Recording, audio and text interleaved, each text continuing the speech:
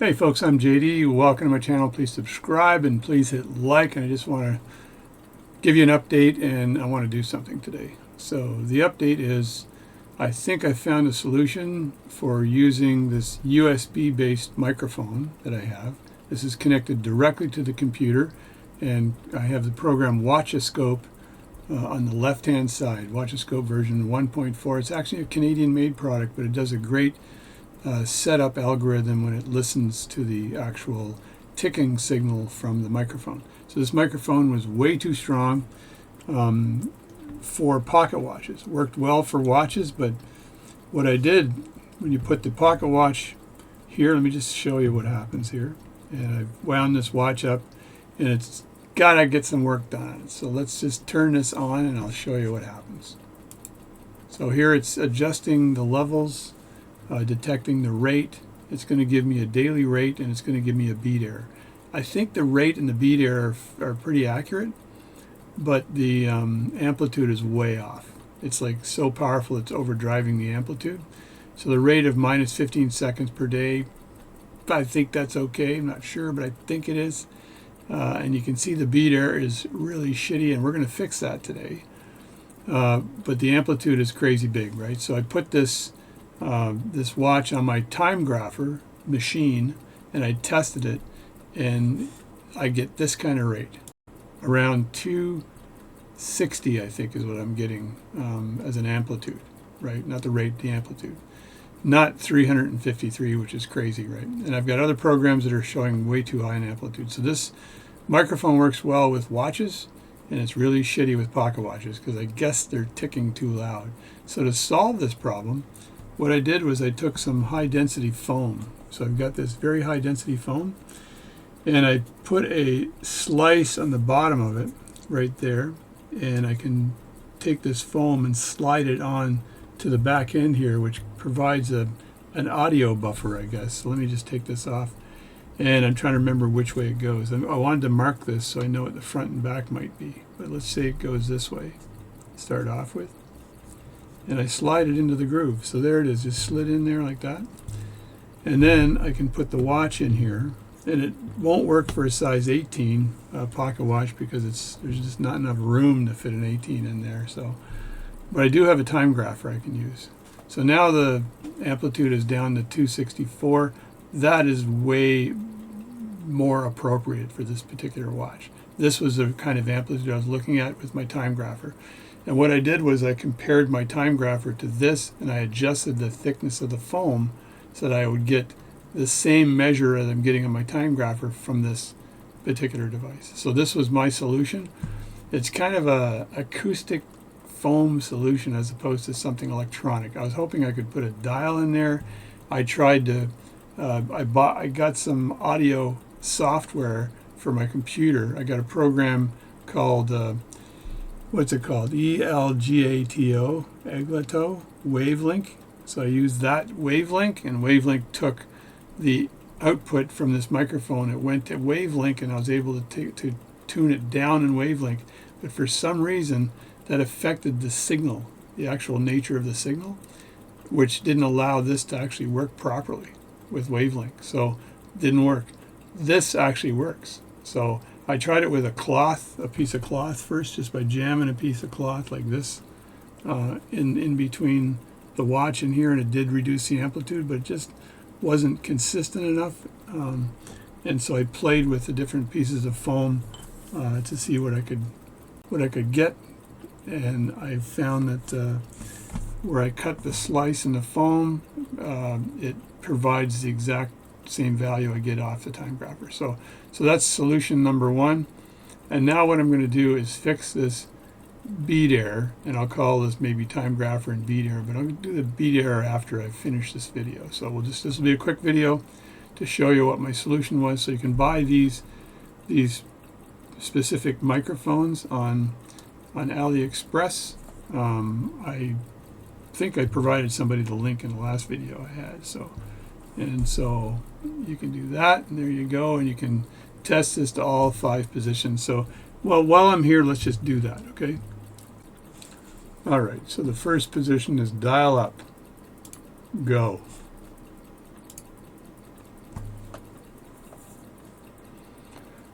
And then I'll make the video and you guys can criticize me, which is why you watch YouTube, so you can watch people being criticized. So that's a reasonable rate there, minus 12, blah, blah, blah, yada, yada, yada. I'm not sure whether there's a difference between me hitting the pause or the stop in this. So I think I'll do like I did last time. I'll hit pause. So that's good enough for government work there. And then I'll hit this, and I want dial up, and I want crown down. Okay, I move the crown down, so when I hit unpause, it should start measuring it again. So that's good. That one worked. And that's minus 32, so I'll just make note of the big ugly numbers. Minus 34, and the amplitude dropped to 231. Again, I love Watchoscope. Very good program. So I'll just let it beat to the bottom, and then that's it. Minus 41. Yeah, the rate's kind of poopy in this configuration. Stop that. Open it up again. That was crown down. So that's dial up, done.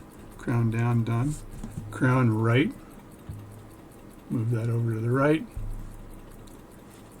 Hit crown right here. Hit OK. Unpause. I'm trying not to screw up this time, guys.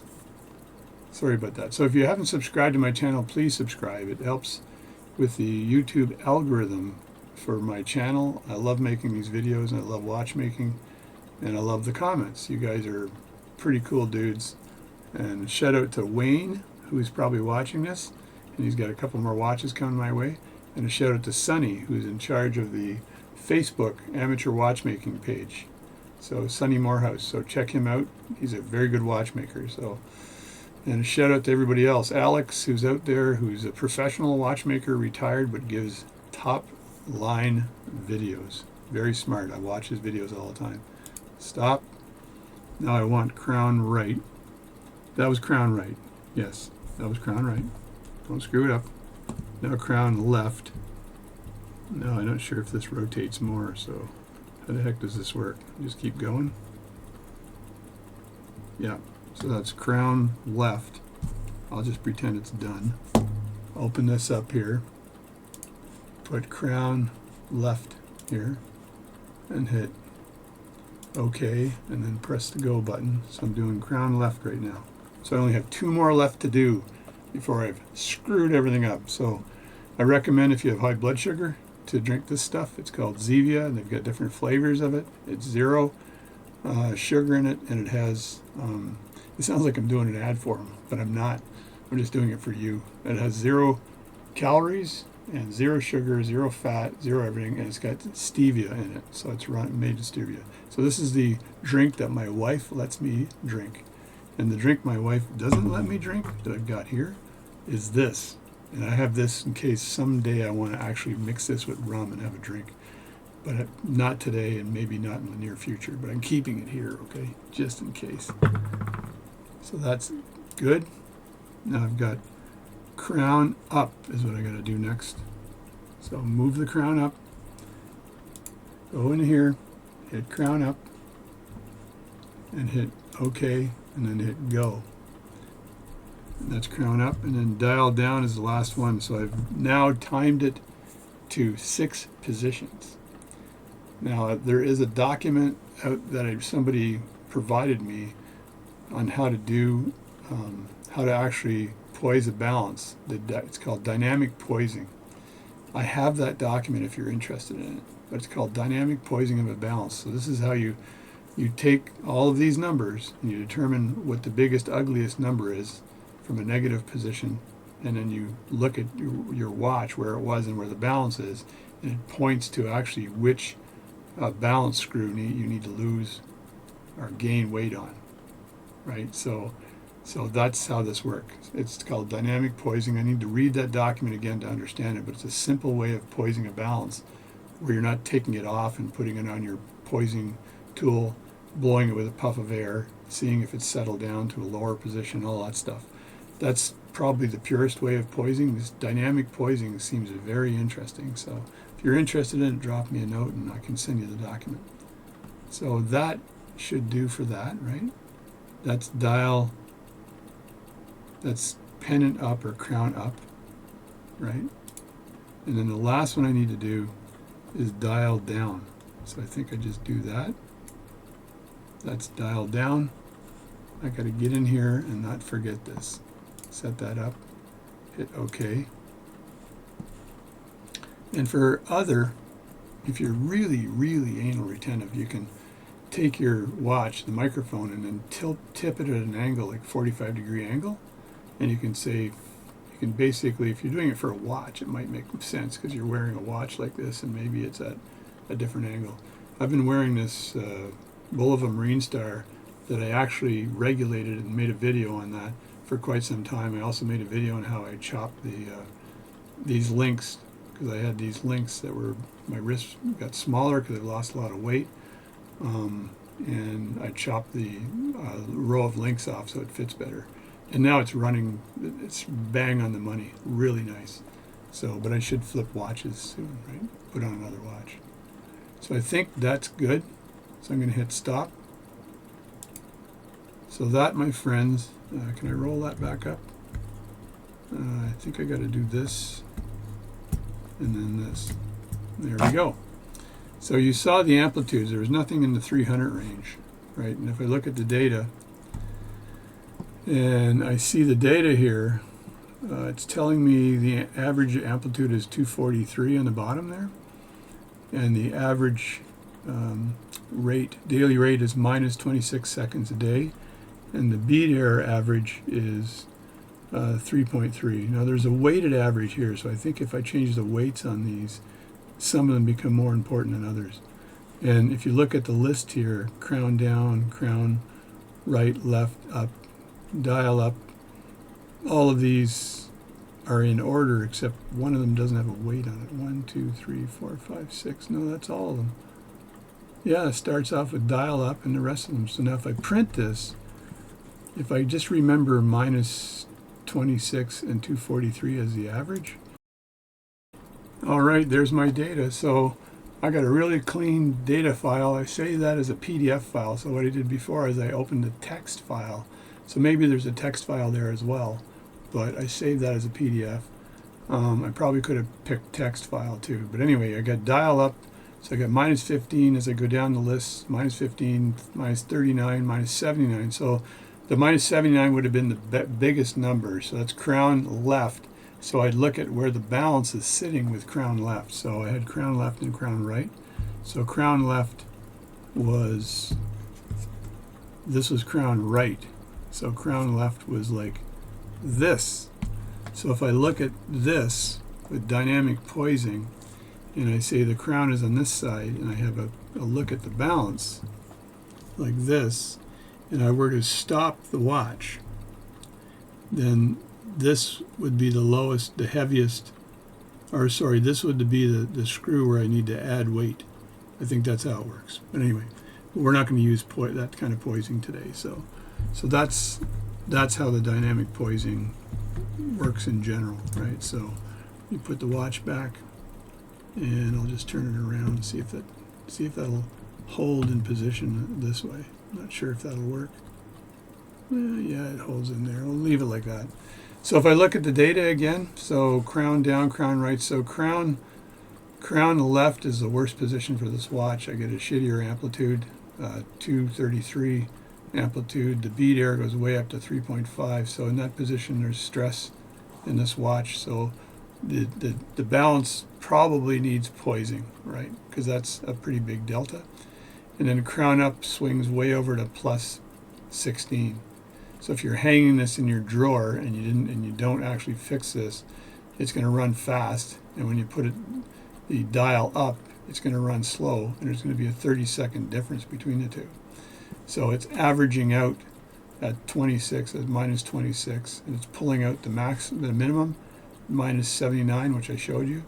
And the minus 79 is in the crown left position. So if you read the dynamic poising, you now know which screw or where you have to add weight to the specific balance to actually get it to poised. So, and I should do a video on dynamic poising, but I really need to learn how to do it properly before I make a video and ignore myself or embarrass myself. Pick the right Yamanachi. Pick the right word, Yamanachi. So the deviation is 95 seconds per day, which is a pretty big deviation. I think it's over a minute a day, and the amplitude deviation is 31 degrees. Well, it's pretty big too, because there's a few of them here that are from 61 with a dial up to 30 with a crown right, 230 with a crown right. Generally, the bead error is shitty. So the other thing this program does is it gives you curves. So here are the curves in the various positions that I got. So, and because this watch has such a bad bead error, it's not telling you much, but you can see the bumpity bump. This is crown down, so there's a little bit of roughness going on. This watch likely needs cleaning. This is dial up here, over here, and then below is what is it, crown right here, and then crown left, and then we have crown up where it's gaining speed, and yeah, crown up was it was plus 16 seconds, and dial down. So you can look at the curve. So once you've cleaned this watch, then this makes a lot more sense. So it's not clean. So I'm going to end the video now. So this is a very good program. It's great for actually measuring the accuracy of your watch. What do I call this? It's for regulating watch and seeing how accurate it is and measuring where the faults might be. You can learn from some of the dips in the signals too. Like if I look here, I've got one dip, and if I count the beats here, between the second dip, it seems to be pretty consistent. So that might be a piece of dirt in one of the pinions causing that. It might be the foot of the escapement wheel. I'd have to see, and if I could figure that out, I know I've got a problem with this watch mechanically in there somehow. So you can actually look at that too. The lines are very far apart because of the bead error is crappy. So, and if I hit this button right here, you can go back to some of your measurements, previous pages, and there's some of your measurements right there. So it's retaining the data for you, so you can look back at what you've got. So I think I'll end the video now. So thanks a lot. I'm JD. So please subscribe to my channel. And this is an electronic computer run Timegrapher Watchoscope 1.4. I should be one of their marketing people because I do love the product. So use it and see what you can do with the watch. So here I'm going to actually adjust the bead error on this thing, get it run properly because it's so bad. And I love this little pad. This pad has saved my bacon. I don't have to replace the microphone anymore because it works with this damping pad here. So anyway, thanks a lot, and I'll catch you next time.